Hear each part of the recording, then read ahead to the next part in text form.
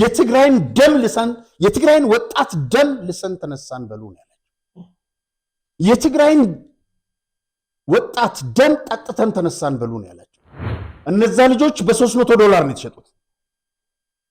ሙዘይና ፍስሐ ማንጁስ የመሳሰሉት በወር $10,000 ይዝቃሉ። በእጃችን ላይ ያለ ደብተር በትክክል የሚታወቅ 500,000 ሞተዋል አለ በጦርነቱ ኦርኔል የመዘገበው። የማይታወቅ 600,000 ሞተዋል ያለው። ይሄን ያለው ተወልደ። እነዚህ ልጆች ዓላማ አላቸው። አዎ ነፃነት ተነፍገዋል። አፈናተን እየተበራከተ ነው። ወጣቶች ትላንት ጧት መስዋዕትነት የተከፈሉ የተባሉ በአደባባይ እየተገደሉ ነው። ሳይቀድሙን እንቅደም በማለት ወደ 3ኛ ዙር ጦርነት አስገብቶ አስቀቀላቸው። የመጨረሻው ሳይቀድሙን እንቅደማቸው ያለ እሱ ነው። ሱዳን ሆኖ ትግራይ ሰራዊት አዛዦች በሚያርፉበት ቦታ በተለይ ደግሞ በሆቴሎችና መኖሪያ ቤት በመሄድ ግድያ፣ እስር፣ በመድኃኒት መመረዝ በብልጽግና ስርዓት የተቋቋመ ኮሚቴ የያዛቸው እቅዶች ይላል። አንድ በተለያዩ ከተሞች የመሬት ወረራ አለ በሚል መነሻነት ሌሎች ተዛማች አጀንዳዎችን በማንሳት አመጽ እንዲካሄድ ማድረግ።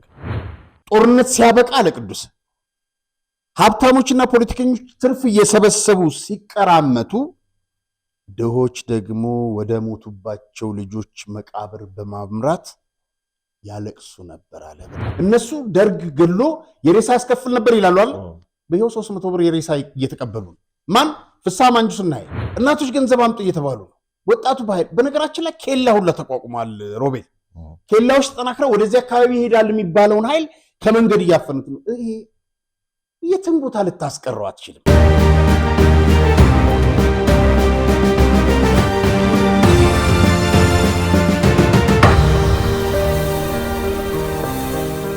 ሰላም ጤና ይስጥልኝ ተመልካቾቻችን፣ እንደምን ሰንብታችኋል? የምትመለከቱት አዲስ ጉዳይ በአማራጭነት የመጣ አዲስ ቻናላችን ነው።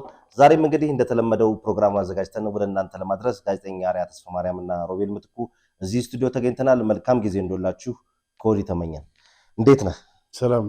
ሰሞኑን ትንሽ ጠፋ ብለናል መሰለኝ።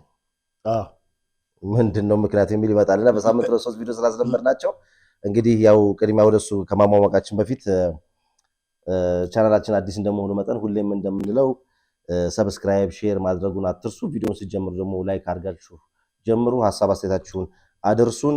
ከዚህ ጎን ለጎን እንግዲህ ደግሞ ከስር በሚታየው የቴሌግራም ቁጥራችን ማንኛውንም አይነት መረጃና ጥቆማችሁን ሐሳባችሁን ልታደርሱን ትችላላችሁ በቴሌግራም ቁጥር። ከዚህ ጎን ለጎን ደግሞ እንግዲህ በተጠናከረ ሁኔታ እኛም ጠፋ ብለን እንዳንከርም ወደ እናንተ እንድንደርስ ፕሮግራማችንን በተሻለ ሁኔታ በተከታታይ ለማድረስ ወቅታዊ ጉዳዮችን ወደ እናንተ ማድረሱ እንድንቀጥል በኢትዮጵያ ንግድ ባንክ 1375 369 919 ድጋፍ ማድረጉን እንዳትረሱ ለማስታወስ ያህል ነው። ይሄንን ለመንገር ነው። መጨመረው ካለ እንግዲህ ሲንስማ እንግዲህ 1,100,000 ምናምን ሺህ ሰው በላይ ቪው አይቶታል። ወደ 40 ቪዲዮ ሰርተን ማለት ነው። ግን ሰብስክራይብ ያለው 24,000 ምናምን ላይ ነው። ያንሳል ገና ነው።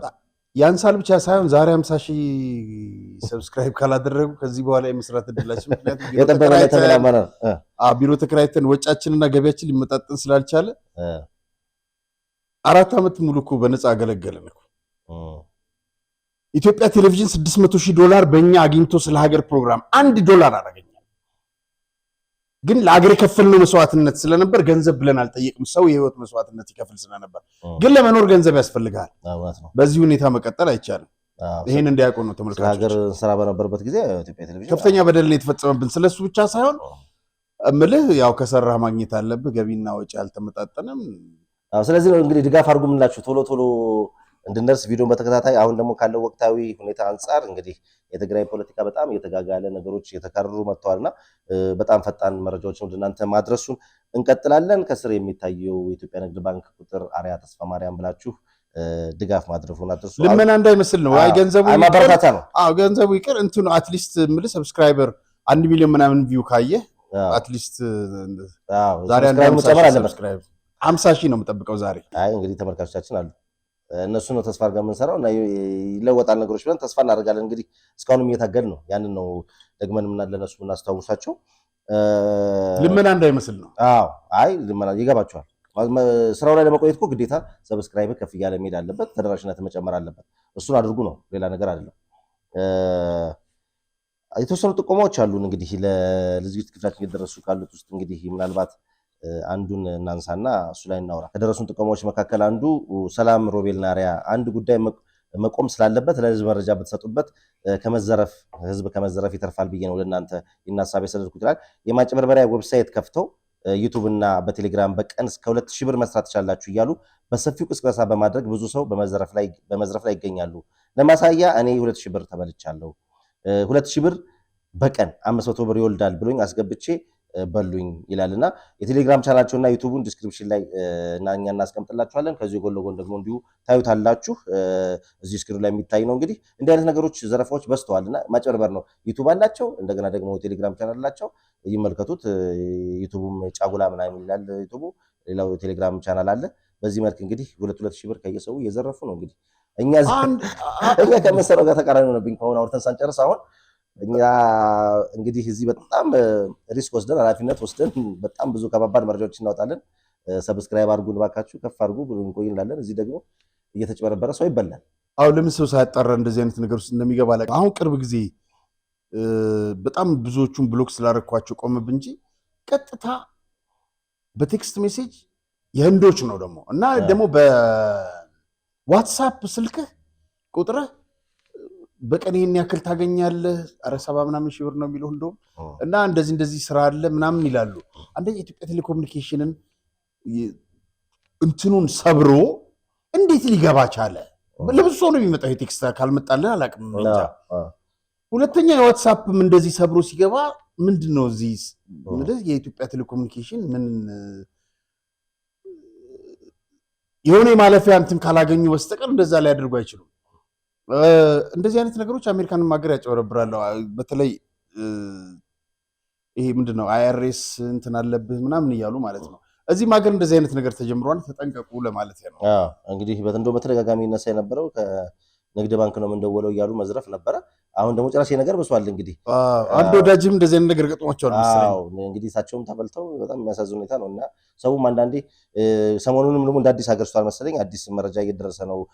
ኢትዮጵያ ንግድ ባንክ በየስልኮቻችን ላይ እየላከ ነው፣ ተጠንቀቁ እያለ ነው። እንግዲህ ከኢትዮጵያ ንግድ በዚህ አጋጣሚ በጣም ብዙ ቅሬታዎችም እኛም በቅርብ እናቆምሱ እንዳይ ነገር ስለደረሰ የኢትዮጵያ ንግድ ባንክ ነው የሚል ገንዘብ ማጭበርበርም ነገር ለመውሰድ የሚስተካከል ነገር አለ ብለው ሀሳብ ሲደውላችሁ ማንኛውም የኢትዮጵያ ንግድ ባንክ ላይ በስልክ ምንም አይነት ግልጋሎት አንሰጥም፣ በአካል መታችሁ ቢሮችን አነጋግሩ ስላሉ ሄዳችሁ በአካል ቢሮ ማነጋገር ነው፣ መመለስ አይቻልም። ጥሩ ነው። ኢትዮጵያ ንግድ ባንክ ማስጠንቀቂያዎች ይልካል። አንድ ያልገባኝ ነገር አለ። ኢትዮጵያ ንግድ ባንክ መልስ ቢሰጥበት ገንዘብ ስታወጣ 1,000 ብር 2,000 ብር ታወጣ 10 ብር ምናምን ይወስዳል መሰለኝ። ከዛ ደግሞ እንደገና ትራንስፈር ወይ ስታደርግ እንደገና እዛው ላይ አውጥተህ ከቆረጠብህ በኋላ 15% ቫት 2% ምናምን ይላል። ለምን? ሁለተኛ ወር ላይ የሚቆርጥብህ ነገር አለ። አይ ይሄ የኔ ብቻ አይደለም የብዙ ሰዎች ቅሬታ ስለሆነ ኢትዮጵያ ንግድ ባንክ በዚህ ላይ መልስ መስጠት አለበት። ሌሎች ባንኮች ለምሳሌ እና አቢሲኒያ ምናምን እንደዚህ አይነት ታክስ እና ቫት ምናምን ብለው አይቆርጥብህም። ኢትዮጵያ ንግድ ባንክ ግን ለምንድን ነው ይሄን የሚያደርገው?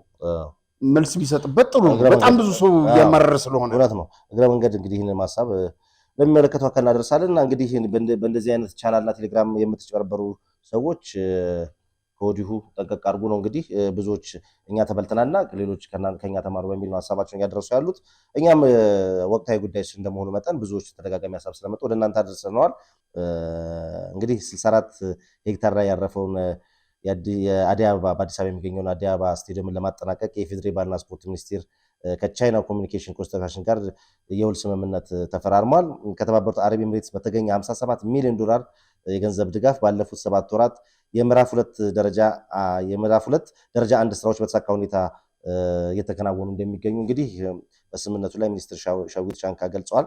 የአሁኑ ስምምነት ደረጃ 2 እና 3ን ለማጠናቀቅ የተደረገ ነው ያሉት ሚኒስትሯ ለቀሩት ስራዎች 18.6 ቢሊዮን ብር ውል ስምምነት ተፈጽመዋል ብለዋል።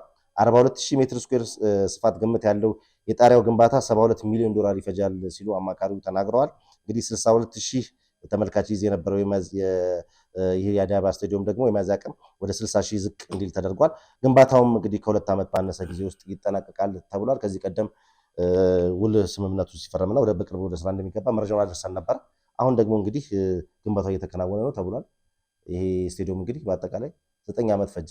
ከዛ 3 ዓመት ከለውጡ ማግስት 2008 ነው የተጀመረው። አዎ እንደዛ ነው መሆኑ። 9 ዓመት ፈጀ። እንግዲህ በዛ ላይ 1 ፖይንት ምናምን ቢሊየን ነው የተጀመረው ሊጠናቀቅ በ900 ቀናት ነበር ሊጠናቀቅ ነበር 900 ቀናት ማለት 2 ዓመት አይሞላም 1 ዓመት 365 ቀናት ስለሆኑ ማለት ነው ስለዚህ ይሄ በዛ ወቅት ይጠናቀቃል ተብሎ ማአት በጀቶች ነው እየተበሉበት የመጡት እኔ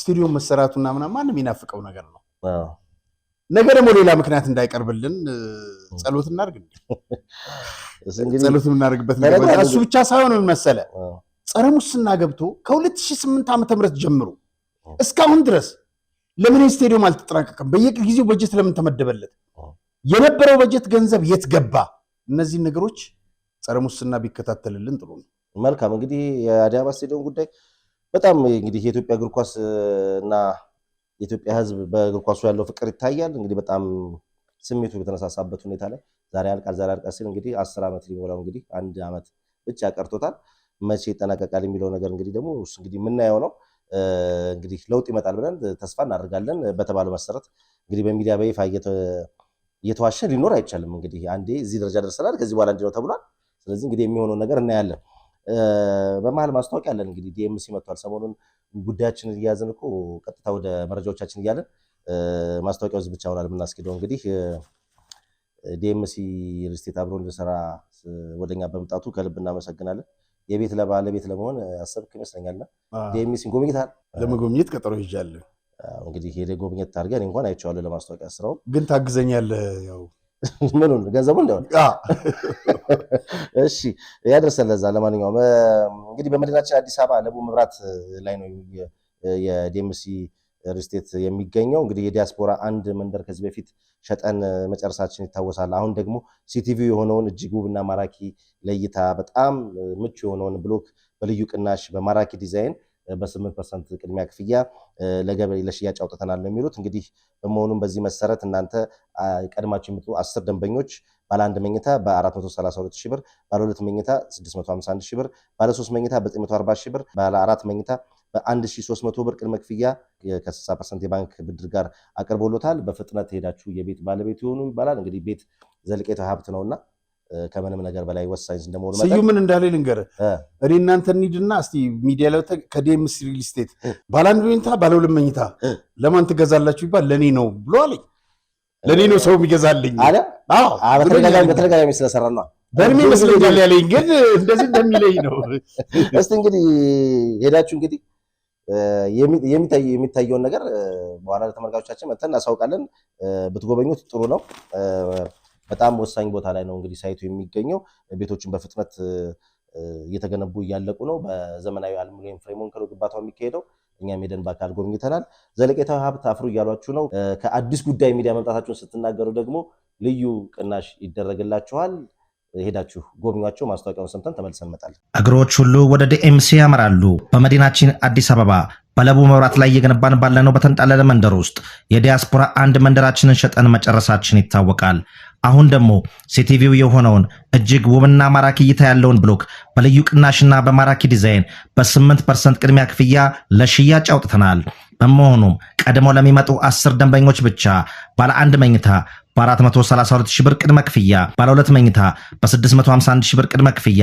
ባለ 3 መኝታ በ940 ሺህ ብር ቅድመ ክፍያ ባለ 4 መኝታ በ1,300,000 ብር ቅድመ ክፍያ ከ60% የባንክ ብድር ጋር አቅርቦሎታል በጥራትና በታማኝነት በግንባታው ዘርፍ ከ27 ዓመት በላይ በዘለቀው ዲኤምሲ ሪል ስቴት የቤት ባለቤት ይሁኑ ለበለጠ መረጃና ለሳይት ጉብኝት ከታች ባለው ስልክ ይመዝገቡ ደስታው እዚህ ይጀምራል ዲኤምሲ ሪል ስቴት መልካም እስቲ ደግሞ ሌላ አጠር ያለ መረጃ አለ ወደ ራሱ ጉዳይ ከመግባታችን በፊት በጣም ጥሩ አንድ የአሁን ያለውን የትግራይ ሁኔታ አሳሳቢ በማድረግ አንድ ስብሰባ ተዘጋጅቷል የተዘጋጀው በቂርቆስ ክፍለ ከተማ አዳራሽ ነው እሁድ መጋቢት 28 ከነገ ወዲያ ማለት ነው የፊታችን እሁድ ከጠዋቱ 2 ሰዓት ጀምሮ እስከ 7 ሰዓት ተኩል ነው ስብሰባው በወቅታዊ ጉዳዮች ላይ ለመወያየት ነው በአዲስ አበባ የምትገኙ ተጋሩ ወይም የትግራይ ተወላጆች በዚህ ስብሰባ እንድትገኙ ተጋብዛችኋል ወይም ጥሪ ይድረሳችሁ ተብሏል ሌሎችም ሚዲያዎች ይህንኑ ጥሪ እንድትሰሩት ባገኛችሁት አጋጣሚ በማህበራዊ ሚዲያና በሌሎችም ሚዲያዎች ይህን ጥሪ እንድታስተላልፉ ኮሚቴው ጥሪውን አቅርቧል። ይህንን ለማለት ነው። አመሰግናለሁ። መልካም እንግዲህ ስለ ተጋሩ ካነሳ የትግራይ ተወላጆች በባንክ ያላቸውን ገንዘብ እየወጡ መሆኑን እንግዲህ በጣም በከፍተኛ ሁኔታ ተጠናክሮ መቀጠሉ ተሰምቷል። የተባበሩት መንግስታት ድርጅት የሰብአዊ ድጋፍ ማስተባበሪያ ጽሕፈት ቤት ያወጣው ሪፖርት ነው እንግዲህ ይህንን ያረጋገጠው። በክልሉ የተፈጠረውን ውጥረት ተከትሎ ነዋሪዎች በከፍተኛ ስጋት ላይ በመውደቃቸው ገንዘባቸውን በከፍተኛ መጠን ከባንክ እያወጡ ናቸው ብሏል። የመሰረታዊ ሸቀጦች እጥረትና የዋጋ ጭማሪ፣ የጥሬ ገንዘብ እጥረትና የነዳጅ እጥረት አሁን ላይ በትግራይ የሚስተዋሉ ከፍተኛ ችግሮች ናቸው ብሏል። በተመሳሳይ የአምቡላንስ አገልግሎት፣ የህዝብ ትራንስፖርትና እርዳታ ለማቅረብ የሚደረጉ እንቅስቃሴዎች መስተጓጎላቸውን ተከትሎ የክልል ህዝብ አሁንም ለከፋ ችግር ተጋልጧል ሲል ሪፖርቱ ያሳያል። እንግዲህ ወደ ዋናው እና ወደ ብዙዎች ተመልካቾቻችን ወደሚጠብቁት መረጃዎቻችን ስናልፍ እንግዲህ ከዛ በፊት ሮቤል እንግዲህ ይሄ መታወቅ ያለበት አሁን የጠቀስካቸው ነገሮች ጦርነትን ሽሽት ነው። ጦርነትን ሽሽት ስለሆነ በዚህ በአዲስ አበባ ከተማ ውስጥ በ10 ሺህ ቢቆጠሩ በየቀኑ እየመጡ ነው። በየቀኑ ማነጋግራቸው ከ2 ቀን በፊት መጣን፣ ከ1 ቀን በፊት መጣን ምናምን የሚሏቸው ልጆች የያዙ ወጣቶች፣ ልጃገረድ ሴቶች በየጎዳናው ሶፍት እየሸጡ ነው። ትላንት ጠዋት ያስጨረሷቸው፣ ትላንት ጠዋት ገንዘብ አዋጥተው ያን ሁሉ ሰው ያስጨረሱ ሰዎች ለምንድን ነው አውሮፓና አሜሪካን የተቀመጡ ተጋሩ የሚቃወሙ አሉ? መቃወም ብቻ አይደለም፣ ይሄንን ነገር ሪፖርት ለምን አያደርጉም? በነገራችን ላይ አንዳንድ እንቅስቃሴዎች አሉ በጣም ጥሩ ተስፋ የሚሰጡ። የአሜሪካ መንግስት ወያኔን አስጠንቅቋል፣ ባለስልጣናቱን ጭምር ማዕቀብ ሊጥልባቸው ነው። ይሄ እንግዲህ ከተጋሩ ግፊት የመጣ በመሆኑ በጣም ልትመሰገኑና ልትደነቁ ይገባቸዋል። እነዚህ ሰዎች አደብ ካልያዙ በስተቀር አሁንም ጦርነት ውስጥ ሊከቱት ነው። የወታደራዊ አመራሮችም ጭምር ገንዘብ በውጭ የተቀመጠ ሀብት ሁሉ እንደሚታገድ ነው እንግዲህ እየተነገረ ያለው። ስለዚህ ይሄ መፈናቀሉ እና ይሄ ሁሉ ችግር ውስብስብ ችግር መንስኤው የጦርነት ስጋት እንደሆነ ልነግርህ ነው። መልካም እንግዲህ የተጋጋለ የመጣው ወደ ትግራይ ፖለቲካ እንለፍና በቀጣይ 1 ዓመት የትግራይ ጊዜ አስተዳደር ማን ይሆናል የሚለው ነገር እንግዲህ በጣም አነጋጋሪውና አወዛጋቢው ጉዳይ ሆኗል። እንግዲህ ከማህበራዊ ሚዲያ መረጃዎች ተነስቶና ማን የሚሆን ይመስላል? እንግዲህ መረጃው ካለ እስቲ እንስማ። ሮቤል ያው እንግዲህ ከሁለት ከፍተኛ ባለስልጣናት የተነገረኝ ነገር ያገኘሁት መረጃ ያው የነሱም ግምት ሊሆን ይችላል፣ ተመሳሳይነት አለው። ሌላ ሶስተኛ ደግሞ ያነጋገርኳቸው ባለስልጣን እንጠብቅ የሚል ነው። መንግስት ግን ቅድመ ሁኔታዎች አመቻችቷል። ያንን የሚረከበው አካል ማድረግና መፈጸም የሚገባው ነገር ይኖራል። መረጃው አለ። ነገ ሊሰረዝ ይችላል፣ ላይሆንም ይችላል። በእኔ በኩል ተቀባይነት ላያገኝ ይችላል። በአንተ ግን አብዛኛው ህብረተሰብ ላይቀበለው ይችላል። በመንግስት በኩል ትክክል ሊሆን ይችላል።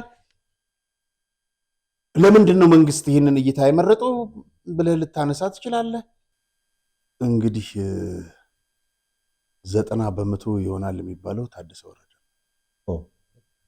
በግሌ እንግዲህ ራሴ አቋም አለኝ፣ ሌላውም ይሆናል። እንግዲህ 90% ይሆናል የሚባለው ታደሰ ወረደ ነው። እንግዲህ ከዚህ በላይ መናገር አልፈልግም።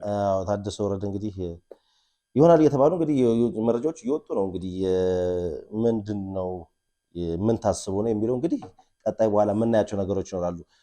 ባልተወሰነ ነገር ላይ እንዲህ ነው ብሎ ከማንሳት ግን ይሄ ግምቶች እንግዲህ ባለስልጣናት ግምታቸውን ነው የነገሩኝ። ሁለት ባለስልጣናት የነገሩኝን ግምት ነው።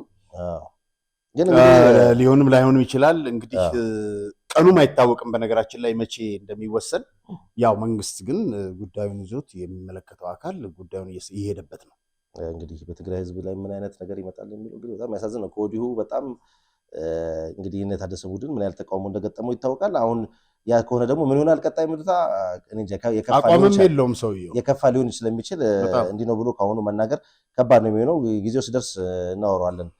ባልተወሰነ ነገር ላይ እንትን ከማለት እንደው ቢሊየነርነቱ በአደባባይ የታወቀለት ነው የተመሰከረለት ኮሎኔል ተወልደ ገብረትንሳኤ በትግርኛ ጽፎ ለሰራዊት አመራሮችና ለአደመ ቡድን ሹማምንት አሰራጨው የተባለው መልእክት አለና እሱን ብናየውና ብትነግረን በጣም ጥሩ ሮቤል። እንግዲህ ከዚህ በፊት ታስታውስ እንደሆነ በስለ ሀገርም እዚሁም በአዲስ ጉዳይ ላይ ገርጂ ላይ ያለው ባለ 6 ፎቅ በጣም ቢሊየነር ነው ይሄ እና የእሱ ባለቤት ነው።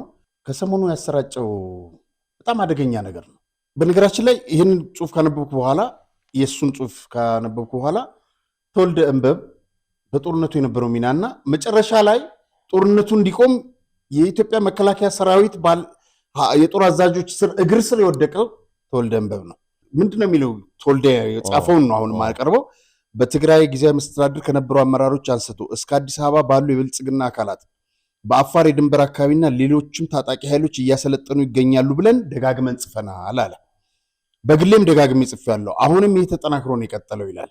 ቀደም ሲል በአፋር ድንበር አካባቢ እንዲሰለጥን ይደረግ የነበረ ታጣቂ በብልጽግና ስርዓት በተዋቀረው ኮሚቴ አማካኝነት እንዲጠናከር ማድረግ አንድ ተያያዥነት ያለው ትልቅ ሴራ ነው ይላል። የተዋቀረው ህቡ ኮሚቴ ተከታዩን ይመስላል። ተወልደ ነው ይህን የሚለው። ተስፋዬ ቶሎ ይላል። ማን እንደሆነ አላውቅም። የመንግስት ባለስልጣን ሬድዋን ሁሴን ከብሔራዊ ደህንነት፣ ዶክተር ጌዲዮን ጢሞቴዎስ ከውጭ ጉዳይ ሚኒስትር፣ ፊልድ ማርሻል ብርሃኑ ጁላ ከኢትዮጵያ መከላከያ ሰራዊት እንዲሁም ሌሎች አባላት ያሉበት ኮሚቴ በአፋር ድንበር ዙሪያ መሰረት ያደረገውን ታጣቂ ኃይል ድጋፍ ሊሰጡት በህቡ እየተሰራ ይገኛል። ይህን የሚለው ተወልደ ነው። ከሳምንታት ቀደም ብሎ እንደጻፍኩት አለ በትግራይ ጄኔራሎች ላይ ታርጌት ያደረገ የቅንጸላ ማለት ግድያ፣ ሳታስበው ግድያ ማለት ነው እና እስር በህቡ አብሮ የተያያዘ እቅድ ነው እነሱን የማሰር።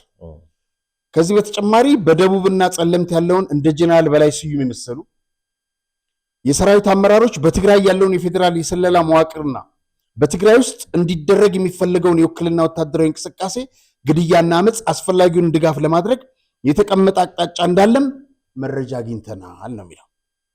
በብልጽግና ስርዓት የተቋቋመ ኮሚቴ የያዛቸው እቅዶች ይላል። አንድ፣ በተለያዩ ከተሞች የመሬት ወረራ አለ በሚል መነሻነት ሌሎች ተዛማች አጀንዳዎችን በማንሳት አመፅ እንዲካሄድ ማድረግ አታቀደብን የሚለውን ነው።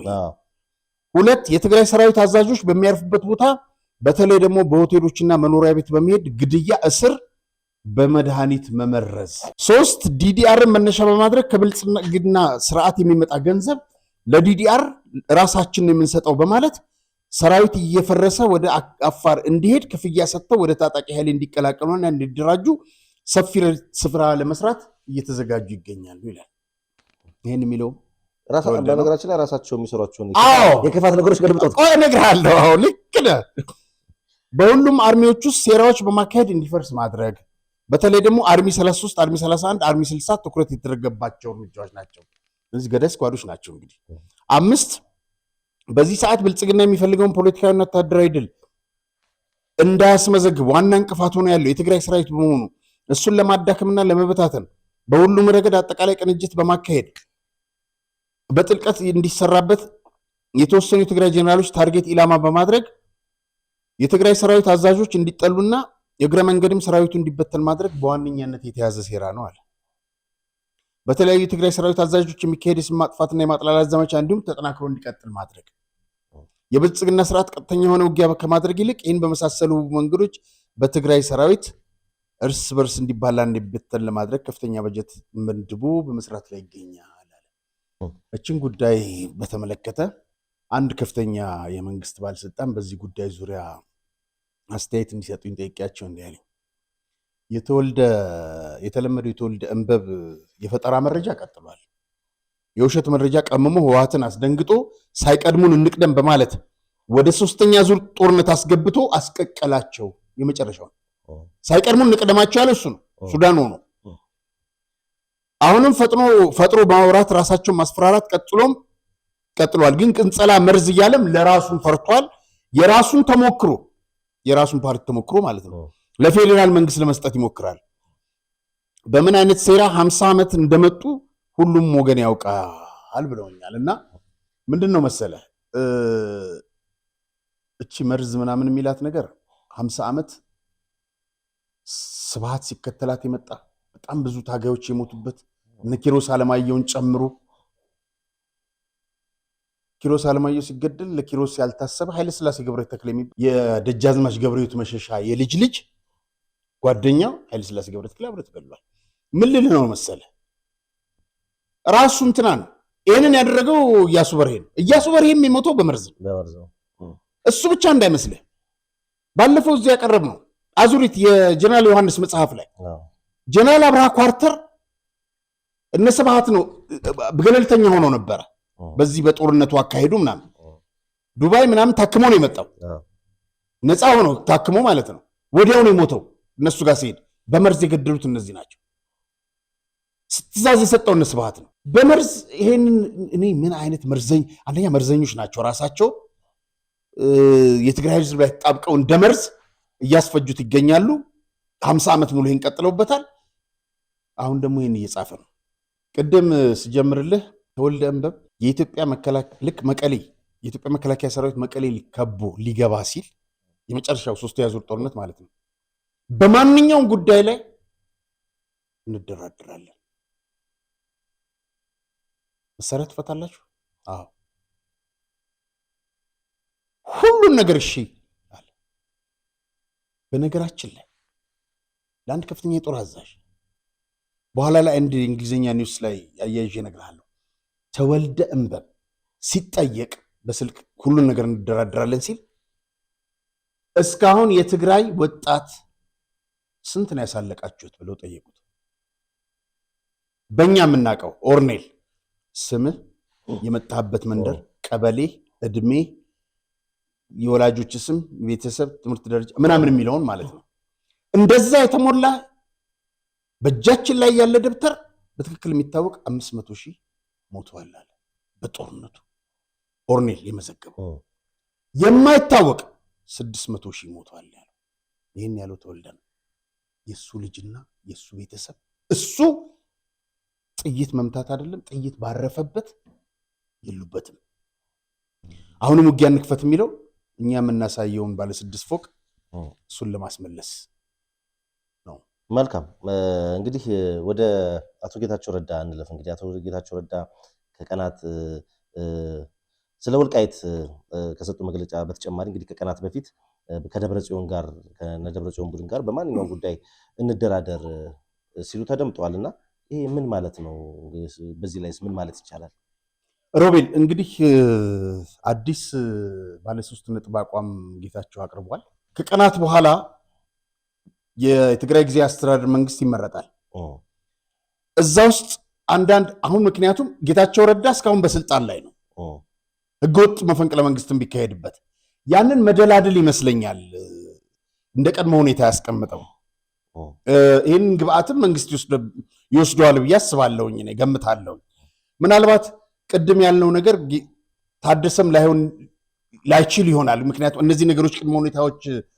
ተቀባይነት ካላገኙ ሌላ ሰውም ሊመረጥ ይችላል እሱ ላይ እርግጠኛ አይደለም ጌታቸው እንግዲህ ለአደማ ያቀረበው ጥሪ ለመወያየት ዝግጁ ነኝ ካለ በኋላ ትግራይ ከተደገሰላት አዙሪት ልናድናት የምንችለው አሁንና አሁን ነው አለ በትግርኛ ነው እንግዲህ መግለጫው የወጣው ልዩነቶቻችን ቂምና ቁርሾ በይዳር ቆይተን እኔነትን ትተን ትግራይ እናድናት ነው የሚለው ትግራይ ከገባችበት አጣብቂኝና ቀውስ ያድናታል ብዬ መፍትሄ ሐሳብ አቅርቤ ያለውኝ አለ የተሻለ መፍትሄ ሐሳብ ካለም ለማዳመጥ ዝግጁ ነኝ በማለት እንግዲህ በጠንካራ ቃላት እናደመን ይወርፋል ከዛ በኋላ እንግዲህ 1 2 3 ብሎ ያስቀምጣቸው ነጥቦች አሉ ከዛ ፊት እንደ መግቢያ ምንድነው የሚለው ለአንድ ዓመት ጊዜያዊ መስተዳድሩን ማራዘሙን መቀበል አለብን ይላል እና ከዛ በኋላ ነው 3ቱ መፍትሄዎች የሚያስቀምጠው አንደኛ ሁሉም አመለካከቶች በማቀፍ የደቡብ አፍሪካ ስምምነት ማቀፍ በማድረግ መዋቅሩ ተጠናክሮ በአስቸኳይ መቋቋም እንዳለበት ይገልጻል ሁለተኛ ስልጣን ጊዜውን በማራዘም ሲቋቋም ይሄ ጊዜያዊ መስተዳድሩ የሚቀጥለው ማለት ነው ሁሉም አመለካከቶችን ያካተተ አፈራራሚዎችን የሚገኙበት እነዚህ የደቡብ አፍሪካው እና ፖለቲካዊ ውይይት ይቅደም ነው የሚለው ሶስተኛ ታጣቂዎች ወደ ማረፊያ ካምፓቸው ገብተው የሰላምና የጸጥታ ተግባራትና ስራ ሙሉ በሙሉ በህዝባዊ ፖሊሲ እንዲተካ መደረግ አለበት አሁን እነሱ የና የግምት መዋቅር እስከ ቀበሌ ድረስ ህዝብ ነፃ ሆኖ በመረጣቸው አስተዳዳሪዎች መመራት አለበት ነው የሚለው እና ይሄ በአንድ ወር ጊዜስ መካሄድ አለበት ሮቤል እነዚህ ሰዎች በኃይል ስልጣን ገርስሰው መሳሪያ ይዘው በታጣቂው እየተመሩ ሰዎች ገለው መስተዳድሮችን ጊዜያዊ መስተዳድሩን በኃይል ገርስሰው ሁሉም ቦታ በኃይል ተቆጣጥረዋል ጌታቸው ያቀረበው ነገር ትክክል ነው እንዴት ብለው ነው እሺ የሚሉ እንዴትስ ፈቃደኛ ይሆናሉ የስልጣን ጥም ያሳክራቸው ናቸው። ይሄን ስልጣን በኃይል ይዘው እንደገና የሚሰጡ ይመስላል። ታደሰ ልቀቁ ቢላችሁ የሚለቁ ይመስላል። እንግዲህ ታደሰ እዚህ ባላ ውስጥ ነው ያለው አይላቸውም። ወላዋይ ሰው ነው። ስለዚህ ይለቃሉ ወይ አይለቁም? እሱም በሂደት እናየዋለን። ከዛ በኋላ ምንድነው የሚሆነው? ከባድ ነው የሚሆነው እና የጌታቸው የንደራደር ጥሪ ይሄንን ይመስላል። በተንቤን ሰላማዊ ወጣቶች ላይ የተፈጸመ አሰቃቂ ድርጊት አለና ማን የፈጸመው እሱን ነገር? በጣም ጥሩ። እንግዲህ ከቀናት በፊት በተንቤን ጭላ አበርገል የሚባል አካባቢ በአርሚያ 26 አዛዥ ይሄ ስክሪኑ ላይ የምታየው ሀጎስ ገብረ የሚባል አንድ ምልክ የደናቁርት ስብስብ ውስጥ አንዱ ነው እና በኮር አዛዥ ወንደሰን በሚባል የተመራ ታጣቂ ኃይል ለውጥ ይፈልጋሉ በሚባሉ ወጣቶች ላይ በጣም አሰቃቂ ድርጊት ተፈጽሟል። አሰቃቂ ድርጊት ከተፈጸመባቸው አንዱ ይሄ ወጣት ነው። እንግዲህ ታጋይ ነው የምትለው ለነሱ ሲል የሚታገል ማለት ነው እና ተወልደ ብርሃን በየነ ይባላል። በስለት ደጋግመው በመውጋት ሲገሉት ድርጊቱን በአይናቸው የተመለከቱ አንድ የቄስ አሰፋ ባለቤት ድርጊቱን አጋልጠዋል። እሁድ ዕለት አስክሬኑ ከተጣለበት ቤተክርስቲያን ወደ መቀሌ ተጉዞ በአይደር ሪፈራል ሆስፒታል ምርመራ ሲደረግለት ነበር። ያው ውጤት አይገለጽም እኛ ሀገር በአብዛኛው ምርመራ ይደረጋል ተብሎ እኔ ብዙዎች ነገሮች ሲዳፈኑ ነው የምታየው። ያው እንግዲህ ይሄም ወጣት በእንደዚህ አይነት ሁኔታ ሞቷል። ሌላው ወልደ ሰንበት የተባለ በእነዚህ ታጣቂ ዘራፊ ኃይሎች ገንዘቡን መዝረፍ ጀምረዋል። ይሄ ነው አንደኛው። ያው ብር ሲያቃጥል አይተዋል አይደል? አሁን ደግሞ እንደገና ብር መዝረፍ ጀመረ። አቃጠለው፣ የዛ ጊዜ ጨረሰው እና ገንዘቡን ከወሰዱ በኋላ አፍንጫውን ቆርጠውት ሄዱ። የሚገርም ነገር፣ በጣም የሚያሳዝን ነው። አሁን እንደዚህ አይነት ፊልምቶች እዚህ ላይ ልናሳይ አንችልም። ሌላው በኪሱ አንድ ገረቸል ሙላው የሚባል ደግሞ በኪሱ ይዘው ከነበረው በኋላ ገንዘቡን ከወሰዱ በኋላ 32 ጥርሱን አርግፈውት። ይሄ እነ ወልደስላሴ እዚህ ሀገር ላይ እነ ጌታቸው አሰፋ እዚህ ኢትዮጵያ ላይ ሲፈጽሙ የነበሩትን ነገር ትግራይ ላይ እየፈጸሙት ነው። ትግራይ ላይ እየፈጸሙት እና እነዚህ ሰዎች እንግዲህ የለየላቸው የቀን ዘራፊዎች ተብለዋል። የህዝብ ቁጣ ግን በእንደዚህ የሚቆም አይደለም። አፍንጫ ቆርጠ በስለት ስለወጋ አሁን በጥይት መግደልን አቁሙ አሏቸው ማለት ነው። የገደሉ ነው በጥይትም፣ ግን ግድያን ወደ ስለት ወሰዱት። የሚያሳዝን ነው። ትንሽ ምናልባት አሰቃቂ ሲሆን ያስደነግጣሉ። ወደ አውግስቲን ወደ ፈረንሳይ ዘጋቢ አንሄድና አውግስቲን የተባለች የፈረንሳይ ካቶሊክ ዘጋቢ ትናንት በመቀሌ ያሰራጨችው ዘገባ አለና ምን ይመስላል? እስቲ እሱን እንመልከት። አዎ በጣም ጥሩ። እንግዲህ ይሄ ፈረንሳይ ካቶሊካዊ በድረገጹ ጋዜጣው ላይ እንዳሰፈረው አውግስቲን የተባለች በትግራይ ከመቀሌ ሆና የዘገበችው እንትን አለና በነገራችን ላይ መቋጫዋ ላይ ከዜናዋ መቋጫ እንነሳና ከ385,000 እስከ 600,000 በጦርነቱ አልቀዋል ነው የምትለው። ቅድም ተወልደ አንበብ የተናገረውን ነግሬሃለሁ። እና እነሱ እንግዲህ ከአንድ እንትን ያገኙት ነው 2 ሚሊዮን ፒፕል ዲስፕሌስድ ሆነዋል አለች፣ ተፈናቅለዋል 2 ሚሊዮን። 600,000 ሞተ የተባለው በቁጥሩ እንትን አይደለም። እና እዚህ ላይ እንግዲህ ዘገባው ላይ የተጠቀመቻቸውን ስሞች ከስር እንደምታየው ለደህንነታቸው ሲባል ስማቸውን ቀይረነዋል አለች። እና አብዛኛው ያነጋገረቻቸው የትግራይ ወጣቶች ጦርነት አንፈልግም ነው ያሏት። ከዚህ በኋላ የምንዋጋበት ምክንያት የለም፣ ባለፈው ጦርነት መሳተፋችን ይጸጽተናል ነው ያሏት። ኪሮስ የተባለች የዩኒቨርሲቲ ተማሪ ውጊያ ቢነሳ ጥዬ ወደ አዲስ አበባ ነው የሚሄደው ነው ያለችው ለዘጋቢዋ። መንገሻ የተባለ የ1 ዓመት ወጣት በጣም የሚያሳዝን ነገር ነው የተናገረው። ከዚህ ቀደም ትግራይ ነፃ ሀገር ለማድረግ በሚል በጦርነቱ ተሳተፍን፣ እንደዛ እያሉ ሲቀሰቅሱና ወጣቱን ሲያስነሳሱ የነበሩ መሪዎች አሁን ግን በአግባቡ ተስማምተው ክልሉን መምራት አልቻሉም። ውጥረት በመባባሱም ተስፋ ቆርጫለሁ። ዳግም ተመልሰን ወደ ጦርነት እንድንገባ እንደሚፈልጉ ለምን እንደሚፈልጉ ግልጽ አይደለም። የሆነ የደበቁ ሚስጥር ያለ ይመስለኛል ያለው እና የሚያሳዝነው መንገሻ የማይካድራ ልጅ ነው። የዕለት ጉርሴን አላገኝም። ስለዚህ ካምፕ ውስጥ ያለሁት አሁን እንደዚህ ወታደር ነው። ከዛ በቀን አትሊስት ምግብ ስለማገኝ ነው ያለውና የሚያሳዝን ነው። እነዚህ መንገሻ ማያይዙ ለዘጋቢዋ በዚህ በጦርነቱ ወቅት ያለቁት ጓደኞችን ሳስብ ሐዘንና ጸጸት ይሰማኛል ነው ያለውና ሰላም አሁን ደግሞ ሰላም ይመጣል ብለው ያምን እንደነበር ነው የሚገልጸው።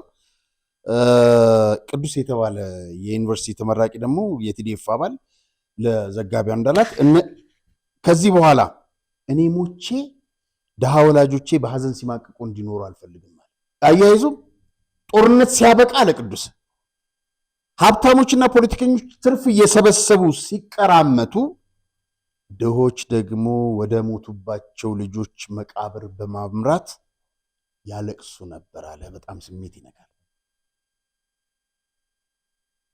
የትግራይ ድሃ ልጅ ለመሞት ነው የተፈጠረው። ለማን? ለነስብሃት ተፈርዶበታል። ሀብታሞችና ፖለቲከኞች ገንዘብ ሲቀራመቱ ሀብት ሲያጋብሱ ከጦርነቱ በኋላ ወላጆች ድሆች ግን ወደ ልጆቻቸው መቃብር ሄዱ ሊያለቅሱ። መቃብሩም እኮ የለም። ዝም ብለህ ቤተክርስቲያን ሄደህ ባዶ እንትን ላይ ነው የምታለቅሰው። ይህን ይመስላል። መልካም። ወደ ሱዳን የሚሄዱ የትግራይ ታጣቂዎች ሲጓጓዙ የሚያሳይ ቪዲዮ አለና እሱን እያየን መረጃውን ታካፍለናለህ። ማን ነው የሚልካቸው?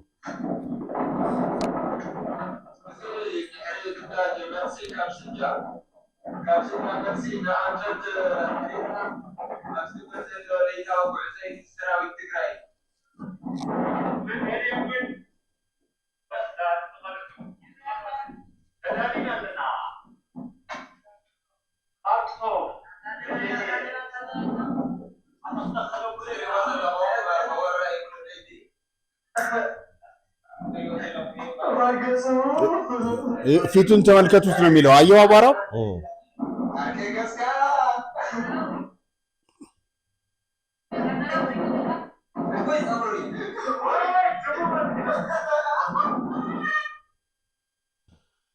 በጣም ጥሩ። እንግዲህ ሮቤል እንደምታየው በዚህ እንትን ላይ አቧራ ጠጥተው እየተጓዙ እንግዲህ በፍስሐ ማንጁስ ትእዛዝ ሰጭነት ነው። በሙዘይ ደግሞ ከዚህ ቀደም ስለዚህ ሰው ተናግረናል። በዚህ ነው መሪነት አርሚ ሰባ ወደ ሱዳን እንዲጓዝ በማድረግ በጀነራል አልቡርሃንና በጀነራል ዳጋሎ መካከል በተነሳው ጦርነት የትግራይ ታጣቂ ወጣት በማያገባው ገብቶ እንደምታየው እንዲቀቀል ተደርጓል። በጣም የሚገርም እነ ፍስሐ ጠቅላላ የላኳቸው የትግራይ ድሃ ገበሬ ልጆችን ነው። እነዛ ልጆች $300 ነው የተሸጡት። ሙዘይና ፍስሐ ማንጁስ የመሳሰሉት በወር $10,000 ይዝቃሉ። በሞቱት በተቀጠቀጡት እዛ ሬሳቸው ሲጎተት በነበረው ትንሽ የሚጸጽታቸው እንዳይመስልህ ከሬሳ ገንዘብ ይሰበስባሉ። እነዛ ልጆች ተገለዋል። በእነሱ ስም $300ንም አይመሩም። እነዚህ ነው የሚወስዷቸው። እነዚህ ነው የሚበሉት። በቁም ከሚበሉት አስገድለውም የሬሳህን ገንዘብ ይወስዳሉ።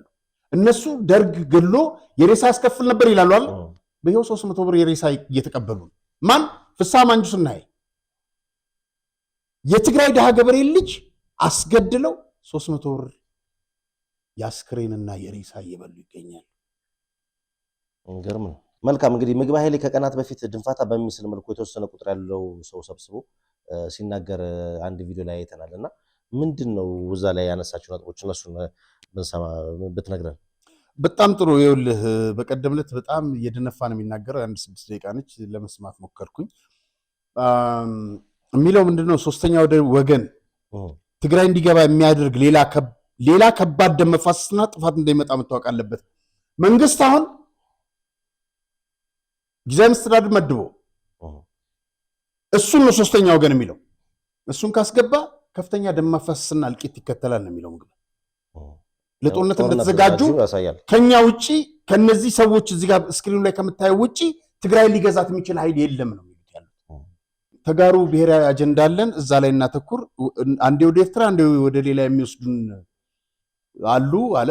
ብሔራዊ አጀንዳ አለን፣ እሱም ተፈናቃይ ህዝብ አለን፣ ወደ ቀዩ መመለስ ነው አጀንዳችን። እቺ ዝም ብሎ የሚያምታቷት ነገር አለች። ስለ ተፈናቃይ ህዝብ እኮ አይደለም። በቀደም ጌታቸው ቅድም ያነሳው ነገር ነበር። ወልቃይት የሚሉት ለሰሊጡ ለእርሻው እንጂ ተፈናቃይ እንዲመለስ አይደለም። እውነት ነው። ቦታውን ነው የሚፈልጉት። በጣም የሚያሳዝንህ ነገር የሚያስቅህ ነገር የተናገረው እዚህ ጋር ነው። ምግበ በወርቅና ማዕድን ዘረፋ፣ በመሬት ወረራ፣ በኮንትሮባንድ የተሰማሩ ናቸው አሁን ያለውን ሰላምና መረጋጋት የማይፈልጉት። ማንን ነው? ጌታቸውን። ዋናው ሌባ ትላንትና በነገራችን ላይ አፍሪካን ኢንቴሊጀንስ የተባለ ድረገጽ በወርቅና በማዕድን ዝርፊያ ውስጥ እጁ አለበት ብሎ ካላቸው ውስጥ አንዱ ምግበ ኃይሌ ነው። ብጥብጥና ረብሻ በትግራይ እንዲቀጥል የሚፈልጉት እንደው እንዴት ቦዲ አንዳንድ ጊዜ እያረሩ መሳቅ ታውቃለህ።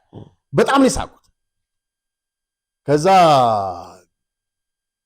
አረ ዶክተር አብርሃም በላይ ደወልኩለትና ምግበ እንደዚህ እያለ ነው ስለው ከ2 ደቂቃ በላይ በስልክ ውስጥ እንዴት እንደሳቀ ትን እስኪለው ድረስ ልነግርህ አልችልም። ምግበ ይሄን የሚለዋል ያው እምልህ እንዴት አይነት ሌቦች ናቸው። አይናቸውን በደንብ በጨው ያጠቡ። ትግራይን ሰላምና መረጋጋት የነሳት በወርቅ ዘረፋ እውነት ነው። በአንድ በኩል እኮ ያው ወደ ሌላ ጣት መጠቆሙ ነው እንጂ ትግራይን ሰላም እየነሳት ያለው እውነት ነው። የወርቅ ዘረፋ የተሰማሩ ሌቦች ምናምኖች ናቸው። እነሱም እነዚህ ናቸው፣ በስክሪኑ ላይ የምታያቸው ናቸው። እና በትግራይ እነዚህ ሰዎች በትግራይ መረጋጋት ከሰፈነ እድል አያገኙም ማለት እውነቱን ነው። ንዛዜ እኮ ነው። አያገኝም። አሁን እንዴት ይሰርቃል? ሁላችንም ሰላምና መረጋጋት እንዲኖር ማድረግ ይጠበቅብናል። መወያየትና መግባባት አለብን። ሰላማዊና ህጋዊ በሆነ መንገድ መታገል አለብን። ራሳችንን ከመንገድ አናውጣል። እንግዲህ እቺ መንገድ የሚሏት መሰለች የ50 ዓመት የህወሓት መንገድ ነች። ከዛ ውልፍት እንዳትል ወደ ሌላ እንዳታይ ትግራይና የህወሓት አንድ ላይ ናቸው ምናምን የሚለውን ነገር ብቻ ተከተል። እነሱ ከዛ በኋላ እየተከተሉ ዝርፊያና ሀብታቸውን ሊያካብቱ ማለት ነው። ኧረ በዚህ አላበቃም። መፈራረጅ ወደ አላስፈላጊ ደም መፋሰስ እንዳይወስድን እንጠንቀቃል። መፈራረጅ የሚለው እሱ ምግበ ሌባ ነው አትበሉኝ ነው። በቃ አደመ ሌባ ነው አትበሉ ነው። የሌባ ተባባሪ አትበሉ ነው። መፈራረጅ ይሄ ነው። እና በሆነ ጉዳይ ሀሳብ ልዩነት ይችላል። ተጋሩ በሰለጠነ መንገድ ልዩነታችን በውይይት እንፍታው። እነዚህ ሰዎች መፈንቅለ መንግስት አድርገው ስልጣን በኃይል ይዘው እንዴት ነው በሰለጠነ መንገድ ውይይት የሚያውቁት? ያውም እነ ምግበ ማለት ናቸው። ከዛ ምን አለ መሰለ፣ ለመከታ የተከፈለ መስዋዕትነት እና ክብር አግባብና ክቡር በመሆኑ አለ እላፊ ከከፈልን ለወደፊት ገምግመን እንማርበታለን። ከከፈልን ነው እንማርበታለን። ህይወት ከፍለናል፣ ንብረት ከፍለናል። የከፈልነው ለማንነታችን ስንል ነው አለና ያለፈውን መርገም የወደፊት ውድቀት የሚጀምረው በዛ ነው አለ። ያለፈውን አትርገሙብን፣ እኛን 1 ሚሊዮን ለምን አሳልቃችሁ አትበሉን። ስለወደፊቱ ካለፈው እንማር፣ ለወደፊት መነሻ እናድርግ ነው የሚለው። እዚች ላይ ከ8 ወር በፊት ዓመትም ሊሆን ይችላል በፊት ያለፈው ዓመት ነው እና ቼንቶ የሚባሉት በህወሓት ውስጥ 5 ናቸው። አንዱ ጀርመን አለ፣ 2 ነው፣ 3 ሞተዋል ይመስለኛል። አንዱ እዚህ እነሱ ጋር አለ። ቼንቶ አንድ ጊዜ ሚዲያ ላይ ወጣ፣ ጠፋ። ከዛ በኋላ ማታ ድረስ ያችን ቪዲዮ እየፈለግኳት ነበረ፣ ላገኛት አልቻልኩም። ግን አገኛታለሁ። ምንድን ነው ያለው መሰለ? አንድ ጊዜ ነው ወጥቶ ቃለ ምልልስ የሰጠው። ብዙዎቹ ባለፉት 2 ዓመታት ሲናገሩ የነበረው እነ ምግበ በላቸው ሁሉም አፈር ልሰን ተነሳን ያሉት ታስታውሳለህ? ሁሉም አፈር ልሰን ተነሳናት ብሎ አላቸው። ቼንቶ የትግራይን ወጣት ደም ልሰን ተነሳን በሉ ነው ያላቸው። የትግራይን ወጣት ደም ጠጥተን ተነሳን በሉ ነው ያላቸው። ከዛ ወዲያ አላየሁትም እኔ ሚዲያ ላይ እና የእሱ ንግግር ታወሰኝ ልለ ነው። መልካም። ቅድም ካነሳ ነው ነገር ጋር ምናልባት ተያያዥነት አለው ወደ ሱዳን ከሚሄዱ ወጣቶች ጋር አብሮ የሚነሳ ነው እና በትግራይ ወጣቱ መሳሪያ አንስቶ ወደ ጫካ መትመሙን የሚያሳዩ ፎቶዎች እንግዲህ በስፋት ወደኛ እንግዲህ አድርሱን ባለው መሰረት ወደኛ ዝግጅት ክፍል እየመጣ ነው እና እሱን ፎቶ እያየን እስቲ በዛ ላይ ምን ትላለህ? እንግዲህ እንደምታየው ለጊዜው ቦታውን መጥቀስ አያስፈልግም። እዚህ ጋር የቢተው በላይም ልጅ አለ። በርካቶች እንግዲህ የነፃ መሬት የተባለውን እየተቀላቀሉ ነው። እንግዲህ ምን መሰለ በአንድ ሀገር ውስጥ በ50 ዓመት ውስጥ ተደጋጋሚ እንደዚህ አይነት ጦርነቶች አይሰለቹም? ለመስማት ይዘገነናሉ። እኛ መቼ ነው ማለት እኔ ምናፍቀኝ ነገር ስለ ልማት፣ ስለ ሌሎች ነገሮች፣ ስለ ማህበራዊ ጉዳዮች የምናወራበት ይህን ነገር አቁመን ማለት ነው። እነዚህ ሰዎች ግን ከዛ የሚማሩ አይደሉም። አሁን ወጣቱ ወደ ነፃ መሬት እየተቀላቀለ ነው። ነገሮች ከቁጥጥር ውጭ ሆነዋል። ጦርነት ባይደረግ እመርጣለሁ። አንድ የጊዜያዊ መስተዳድሩ አባል የሆነ በቀደም ዕለት ከአንድ ሚዲያ ጋር ሲያወራ እንደሰማሁት በአማርኛ ነው ሲያወራ የነበረው። አይቀርም በኃይል እነሱ ስልጣን ቀምተውን ወጣቱ ዝም ብሎ ያይም። ስለዚህ ወደ ነፃ መሬት እየተቀላቀለ ነው። በብዙ አቅጣጫ ነው እየተቀላቀለ ያለው። ስለዚህ ውጊያ እናካሄዳለን እያሉ ነው። እንግዲህ ጦርነት አንድ ጊዜ ፊልድ ማርሻልን ቃለ ምልልስ አደረጋቸው። ጦርነት ዝም ብለህ የምትገባበት ነገር አይደለም። አስበህ አቅደህ ሴናሪዮ ሊኖር ይገባል ምናምን ያለው እና እነዚህ ልጆች ዓላማ አላቸው። አሁን ነፃነት ተነፍገዋል። አፈናተን እየተበራከተ ነው። ወጣቶች ትላንት ጠዋት መስዋዕትነት የተከፈሉ የተባሉ በአደባባይ እየተገደሉ ነው። በስለት እየተገደሉ ነው። እናቶች ገንዘብ አምጡ እየተባሉ ነው። ወጣቱ በኃይል በነገራችን ላይ ኬላ ሁላ ተቋቁሟል። ሮቤል ኬላዎች ተጠናክረው ወደዚህ አካባቢ ይሄዳል የሚባለውን ኃይል ከመንገድ እያፈኑት ነው። ይሄ የትም ቦታ ልታስቀረው አትችልም። ኬላ ሰራህ፣ ምሽግ ሰራህ፣ ልታስቀረው አትችልም። እንዴ ከነሱ በላይ ምሽግ ይሰራል ነበር እንዴ? ደብረሲና ምናምን ደርሰናል እኮ ብለው ነበረ። ዓላማ ከሌለህ ግን ዋጋ የለውም። ህዝብ ካልተቀበለ በመጀመሪያ ህዝብ ሊቀበል ይገባል። እነዚህ ልጆች ህዝብ ይቀበላቸዋል። አዎ ነፍስ ነው ግን የሚዋደቀው እኮ ንብረት ነው የሚወድመው፣ የሀገር ኢኮኖሚ ነው የሚወድመው። እነዛ ሰዎች ያደመ ቡድን የምትላቸው መቼ ነው እንደ መዥገር ተጣብቀው ከትግራይ አናት ላይ የሚለቁት? በአሜሪካም በውጭም በውስጥም በሀገር ውስጥም ሁሉም ግፊት ሊያደርግ ይገባል። እነዚህ ሰዎች ለምን አንድ ሰው ሞት ስለሌለበት ሮቤል ከምትገምተው በላይ ነው። እና መረጃዎች አሉኝ አልገልጻቸውም። ገባ የት ነው መሬቱ ምናምን። ግን ይሄ ነገር በውይይት ቢፈታ እነዚህ ልጆች ራዕይ ያላቸው ዓላማ አለ። እዚህ ውስጥ ቄስ አለ። የሚገርም ነገር በቃን ብለው ሄዱ። ስለዚህ ኢትዮጵያ በትግራይ ብቻ ሳይሆን በሁሉም አቅጣጫ በቃሽ ይበላል። በእውነት በቃሽ ይበላል። መልካም። በትግራይ የተካሄደውን ህገወጥ መፈንቅለ መንግስት አስመልክቶ እንግዲህ የህዋቱ አፈቀላጤ የተናገረው ነገር አለ። ምንድን ነው እሱን ነገር እስቲ እንስማው። ሁሉ ክዕምር ዝደሊ ናይ ጸጥታ ሓይሊ ትሕዚ ለሞቕነ ተጀሚሩ ዝነበረ እውን ብመሰረት ሰራዊት እቲ ናይ ጸጥታ ኣካል ዝበሃል ናይ ትግራይ ሕገ መንግስቲ ትግራይ ተግባራዊ ንኽኸውን ሰላማዊ ዝተረጋግአት ትግራይ ንኽትከውን እቲ ናይ ውዕል ፕሪቶርያ ንኽፍፀም እዩ ኣብአን ይሰርሕ። ምን እንዳለ ታውቃለህ? በኃይል መፈንቅለ መንግስት አካሄደን ስልጣኑን በኃይል ያዝ ነው የትግራይን ህገ መንግስት ለማክበር ነው። ይሄ ደንቆሮ ነው። ምንድነው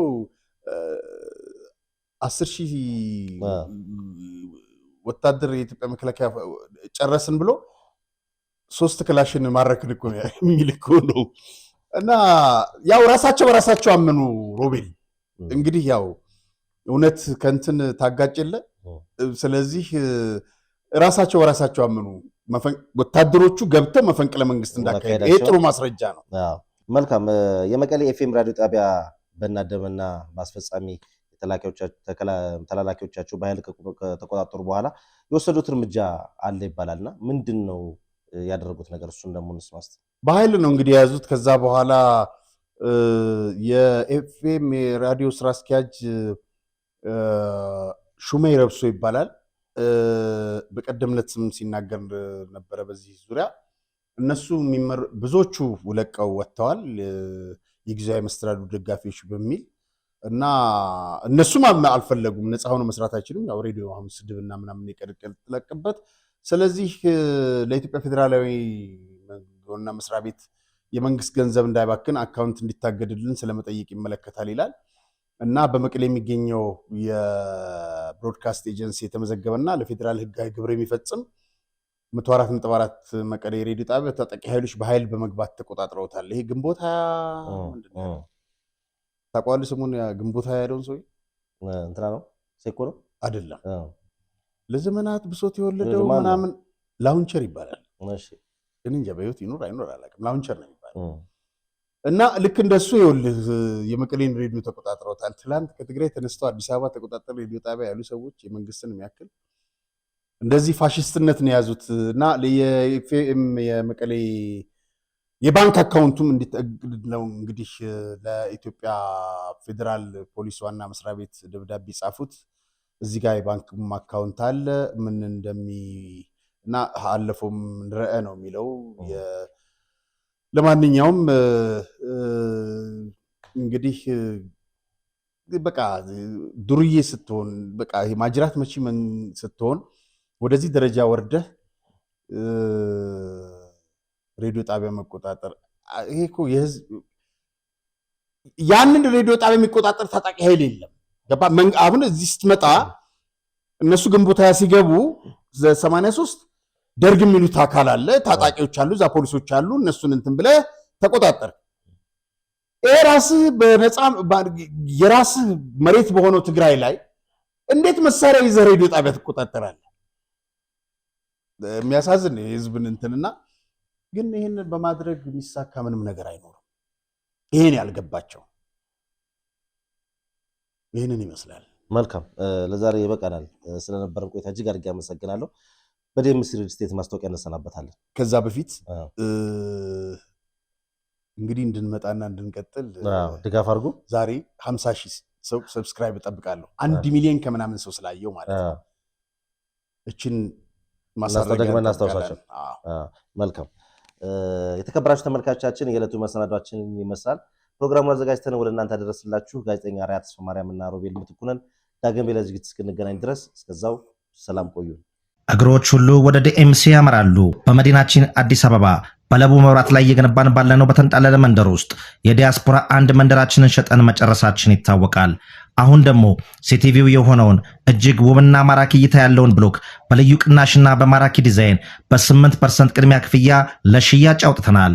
በመሆኑም ቀድሞ ለሚመጡ 10 ደንበኞች ብቻ ባለ 1 መኝታ በ432,000 ብር ቅድመ ክፍያ፣ ባለ 2 መኝታ በ651,000 ብር ቅድመ ክፍያ፣ ባለ 3 መኝታ በ940,000 ብር ቅድመ ክፍያ፣ ባለ 4 መኝታ በ1,300,000 ብር ቅድመ ክፍያ ከ60% የባንክ ብድር ጋር አቅርቦሎታል። በጥራትና በታማኝነት በግንባታው ዘርፍ ከ27 ዓመት በላይ በዘለቀው ዲኤምሲ ሪል ስቴት የቤት ባለቤት ይሁኑ። ለበለጠ መረጃና ለሳይት ጉብኝት ከታች ባለው ስልክ ይመዝገቡ። ደስታው እዚህ ይጀምራል። ዲኤምሲ ሪል ስቴት